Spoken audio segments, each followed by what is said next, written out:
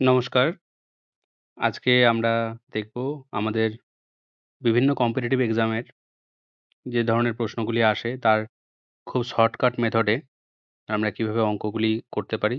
কেননা সিলেকশনের একটাই মূল মন্ত্র, সেটা হলো কে কত সময় তাড়াতাড়ি, কে কত কম সময় খরচ করে অঙ্ক বা যেকোনো সাবজেক্টের উত্তর করতে পারে। যদিও অন্য সাবজেক্টে সময় তো বেশি লাগার কথা নয়।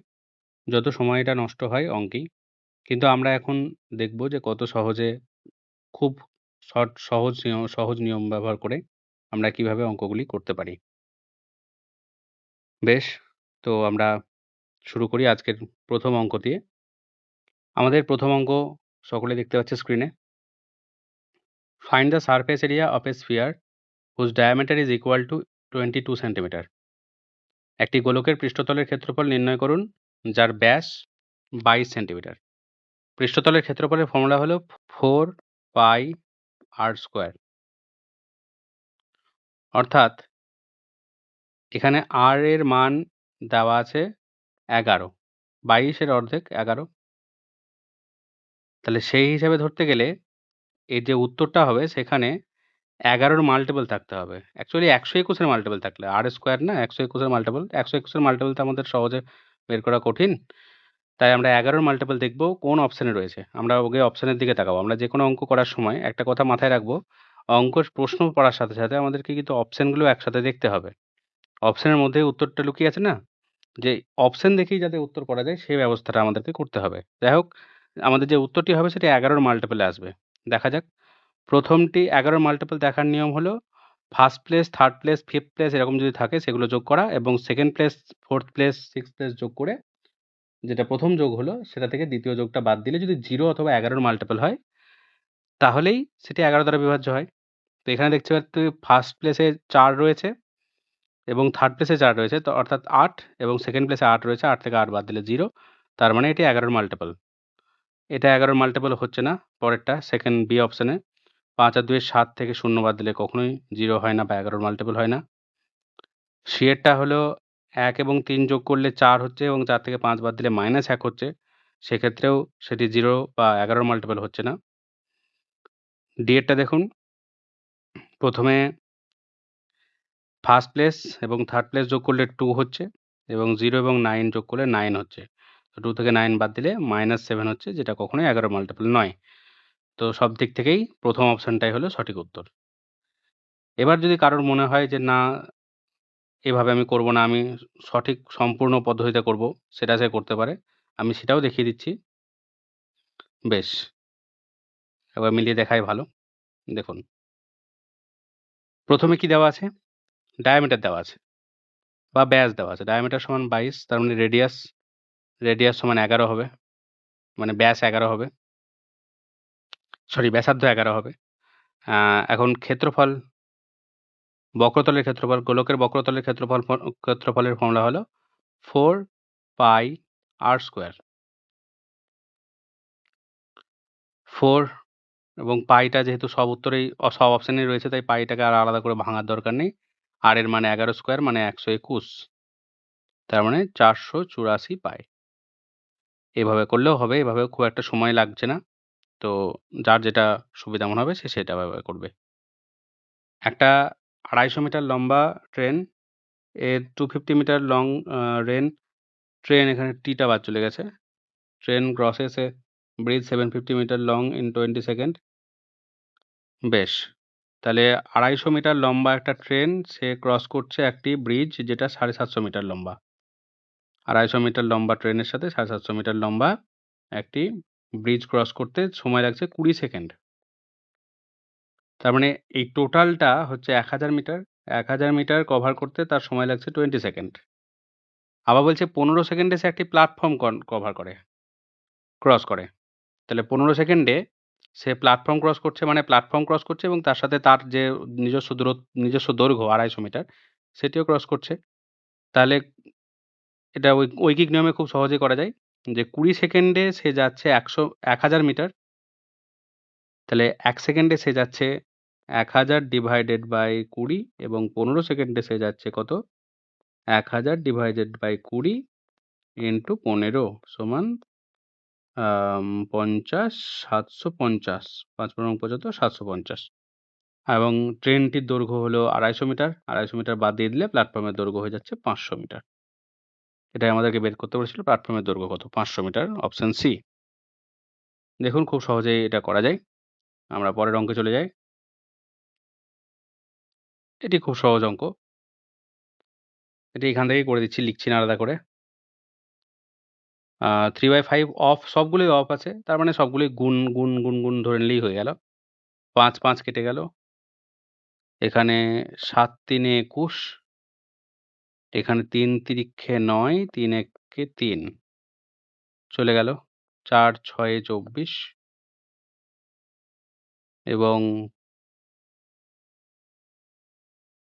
6 6 8 48, 4 6 24 84, 84 উত্তর।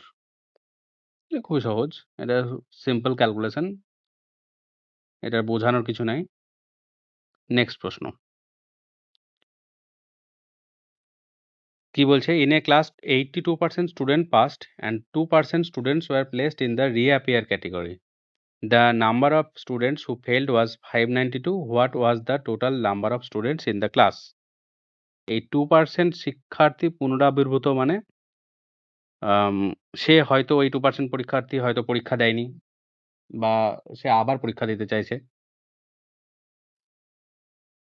তো তাদেরকে আমরা আলাদা করে বাদ দিয়ে দেব। যাই হোক, বের করতে বলেছে the number of students who failed 592 দেওয়া আছে। Total number of students. দেখুন টোটাল নাম্বার অফ স্টুডেন্টস যদি আমি 100% ধরি, সেখান থেকে 82% যারা পাস করেছে। তাহলে তারা বাদ চলে গেলে থাকলো আর 18%। তাদের মধ্যে আবার 2% পুনরাবির্ভূত, রিঅ্যাপিয়ার ক্যাটেগরিতে থাকছে। তার মানে 16% থাকলো যারা, তারা হলো ফেল। এই 16% ফেল করেছে, তাদেরই সংখ্যা বলে দেওয়া আছে 592। এটা বলে দেওয়া আছে। তাহলে 16% যদি 592 হয়, তাহলে 1% মানে হলো 592 ডিভাইডেড বাই 16 এবং 100% টোটাল নাম্বার মানে 100%, টোটাল নাম্বার স্টুডেন্টস 100% মানে হলো 592 ডিভাইডেড বাই 16 ইন্টু 100, যেটি হলো 3 ষোলং 48, 7 ষোলং 112, 3700 সঠিক উত্তর। বোঝা গিয়েছে? এখানে এই ব্যাপারটা হয়তো পুনরাবির্ভূত, এই ব্যাপারটা হয়তো অনেকের বুঝতে অসুবিধা হচ্ছে। এটি হলো যারা রিঅ্যাপিয়ার করেছে, মানে আবার পরীক্ষা দিচ্ছে, আবার পরীক্ষা দিতে চাইছে, কোনো ধরনের পরীক্ষা দেয়নি, তাদেরকে ফেলের ক্যাটাগরিতে ফেলা যায় না। নেক্সট পরের অঙ্ক আমরা দেখি। বেশ, ভগ্নাংশের HCF মানে হলো গসাগু। ভগ্নাংশের গসাগু বের করা আমরা ছোটবেলায় শিখেছি, আবার মনে করে নিই। ভগ্নাংশের গসাগু মানে হলো লব। লবের গসাগু বের করা, লবের বের করতে হবে গসাগু এবং হরের বের করতে হবে লসাগু। হরের লসাগু এই বের করলেই হয়ে গেল। তো প্রথমে লবগুলোর গসাগু সহজে বোঝা যাচ্ছে। HCF 2 6 8 এর গসাগু তো 2ই হবে এবং 5 9 15 র লসাগু কত হবে? 5 9 15 র লসাগু হবে 45, তাই না? 5 9 15 র 45 হচ্ছে। তাহলে 45 2/45 সঠিক উত্তর। A shopkeeper marked his article 150% above the cost price and ratio of discount allowed to profit earned is 4:1. If profit earned is rupees 180 less than discount allowed, then find ratio of the selling price to mark price of the article. একজন দোকানদার তার পণ্যের দাম ক্রয় মূল্যের 150% বেশি চিহ্নিত করে এবং প্রদত্ত ছাড়ের অনুপাত ও লাভের অনুপাত 4:1। যদি লাভ প্রদত্ত ছাড়ের চেয়ে 180 টাকা কম হয়, তাহলে পণ্যটির বিক্রয় মূল্য ও চিহ্নিত মূল্যের অনুপাত নির্ণয় করো। এই অঙ্কটি করার জন্য মাত্র 5 সেকেন্ড সময় লাগবে। যদিও পড়তে যেটুকু সময় ছাড়া, করার জন্য মাত্র এতে 5 সেকেন্ড সময় লাগবে। দেখে নিই আমরা, এটা খুব সহজ অঙ্ক। খুবই সহজভাবে করা যায়। অঙ্কটাই একটু কঠিন, একটু বড় অঙ্ক, কিন্তু খুব সহজভাবে এটা করা যায়। A shopkeeper marked his article 150% above the cost price. তাহলে cost price যদি আমরা ধরি 100x, তাহলে mark price কত হবে? 150% বাড়িয়ে রেখেছে 100x এর উপর 150% মানে হলো 150x 150x বাড়িয়ে রেখেছে, তার মানে মার্ক প্রাইস হয়ে গেল 250x। দেখবেন এবার সঠিক উত্তর আমরা পেয়ে যাব। Then find the ratio of selling price and mark price. SP এবং এমপি এর রেশিও চাইছে। এমপি তো 250x মানে 25 এর মাল্টিপল বা 5 এর মাল্টিপল। 25 এর মাল্টিপল বা 5 এর মাল্টিপল। পরের অপশনগুলোর দিকে তাকান। অপশনগুলোর দিকে তাকালে খুব সহজেই পেয়ে যাব। এ, বি, সি। সিতে দেখুন, সি অপশনে দেখুন যে এমপি 25 এর মাল্টিপল রয়েছে। তাহলে সি অপশন উত্তর। মাত্র 5 সেকেন্ড হয়ে গেল। ডিসকাউন্ট ইজ টু প্রফিট এর রেশিও দেওয়া আছে 4:1। এদের ডিফারেন্স কত? ডিফারেন্সের অনুপাতের ডিফারেন্স কত? 3। তার মানে ডিসকাউন্ট থেকে প্রফিটের অনুপাতের ডিফারেন্স হলো 3 ইউনিট। সেটাই আবার সংখ্যাতে হলো 180। এটাই সংখ্যাতে বলা আছে 180 টাকা। তার মানে 1 ইউনিট মানে হলো 60 টাকা। অতএব ডিসকাউন্ট কত হয়ে গেল? ডিসকাউন্ট ছিল 4 ইউনিট, তাহলে 240 এবং প্রফিট হয়ে গেল 60 টাকা। এবার যদি সেলিং প্রাইস ধরি, সেলিং প্রাইস মার্ক প্রাইস থেকে ডিসকাউন্ট বাদ দিলে সেলিং প্রাইস পাওয়া যায়। মার্ক প্রাইস থেকে আমরা ডিসকাউন্ট বাদ দিয়ে দিচ্ছি। 250x থেকে 240 বাদ দিলে সেলিং প্রাইস পাওয়া যায়। আবার সিপির সাথে প্রফিট যোগ করলেও এসপি পাওয়া যাবে, সেলিং প্রাইস পাওয়া যাবে। কস্ট প্রাইসের সাথে ক্রয় মূল্যের সাথে আমরা যদি লাভ যুক্ত করি তাহলে আমরা সেলিং প্রাইস বা বিক্রয় মূল্য পেয়ে যাব। এটা যদি আমরা ক্যালকুলেশন করি, এটা এদিকে এসে 150x, ওদিকে গেলে 300, x সমান হয়ে গেল 2। অতএব সিপি সমান 200, এমপি সমান হলো 500। অতএব এসপি সমান কত হবে? এসপি হলো এমপি থেকে আমরা ডিসকাউন্ট বাদ দিয়ে দিই, তাহলে 260। এমপি আর এসপি আর এমপির অনুপাত চেয়েছিল। এসপি ইজ টু এমপি সমান 260 ইজ টু 500 সমান 13:25। এটা হলো সঠিক উত্তর। What is the area of equilateral triangle whose perimeter is 24 centimetre? Note round of to the nearest decimal. এরকম যদি দেওয়া থাকে round of to the nearest decimal, তাহলে সেটা শর্টকাট মেথড পাওয়া খুব কঠিন। যাই হোক, আমরা এটা অঙ্কটা খুব সহজেই হবে আশা করা যায়। What is the area of the equilateral triangle which perimeter? Equilateral triangle সমবাহু ত্রিভুজ। একটি সমবাহু ত্রিভুজের পরিসীমা 24 সেন্টিমিটার হলে তার ক্ষেত্রফল কত হবে? সমবাহু ত্রিভুজের ক্ষেত্রফলের ফর্মুলা কি? এরিয়ার ফর্মুলা কি? ক্ষেত্রফলের ফর্মুলা হলো √3/4 বাহু স্কোয়ার। তাহলে আমাদেরকে বাহুটা দরকার। সমবাহু ত্রিভুজের পেরিমিটার দেওয়া আছে, পরিসীমা দেওয়া আছে, তার মানে বাহু কত? পরিসীমার 3 ভাগের 1 ভাগ। পরিসীমা বাই 3 সমান হলো বাহু। তো পরিসীমা দেওয়া আছে 24/3 সমান বাহু, অর্থাৎ 8। বাহু সমান 8 হয়ে গেল। এরিয়া তাহলে √3/4 ইন্টু 8 স্কোয়ার। 4 দুগুণে 8, 16। 16 √3। বেশ, এখানে √3 মানটা আমাদেরকে জানতে হবে। 16 √3 1.732। Round of to the second decimal দিয়েছে, এটুকু করলেই হবে। 16, এবার 16-র সাথে 1.732 গুণ করতে হবে। 16 ঘরের নামটা ডাইরেক্ট করলেই হবে। 16 দুগুণে 32-এর 2, হাত থাকলো 3। 16 দুগুণে 32-এর 2, হাত থাকলো 3। 3 × 48-এর 3 51-র 5 হাত থাকবে এবং তারপরে 7 × 112 আর 5-এ 17, 117। 117-র 7 এবং হাত থাকলো 11। 16-কে 16 আর 11-তে 27। তাহলে 27.71 উত্তর। ডি অপশন হয়ে গেল। নেক্সট অঙ্ক আমরা চলে যাই। ইফ x + y সমান যদি 12 হয়, এর হোল স্কোয়ার যদি করি, x + y এর হোল স্কোয়ার সমান হলো 144। x² + y² + 2xy সমান 144। অতএব 2xy সমান হলো 144 মাইনাস x² + y² সমান হলো 144 মাইনাস 94 সমান 50। তাহলে xy সমান হলো 25। Next, which of the following will yield maximum discount on rupees 7500? Two successive discount of 5% and 5%, single discount of 10%, two successive discount of 8% and 2%. নিচের কোনটিতে সর্বোচ্চ ছাড় পাওয়া যাবে?